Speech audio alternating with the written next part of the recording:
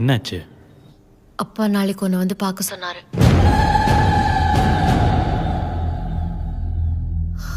பயப்படாத, நம்ம ஒரு தடவை ரிஹர்சல் பார்த்துக்கலாம். என்ன வேலை பார்க்குறீங்க? சிடிஎஸ்ல இல்ல சப்போர்ட். டெவலப்பர்னு சொல்லு. அப்பா என்ன பண்றாரு? இறந்துட்டாரு. இருக்கும்போது வேலை பார்த்துட்டு இருந்தாரு. என்ன வேலை? நல்ல வேலை தான். செருப்பு. பேங்க்ல கிளர்க். என் பொண்ணு எங்க பாத்தீங்க? ஃபேஸ்புக். இல்ல காலேஜ்.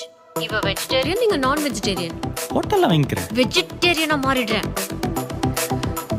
இங்க பாரு, ஒரு ஜோசிக்காரனை பார்த்து எனக்கு ஏத்த கரெக்டான ஜாதகமா ரெடி பண்ணிக்கோ.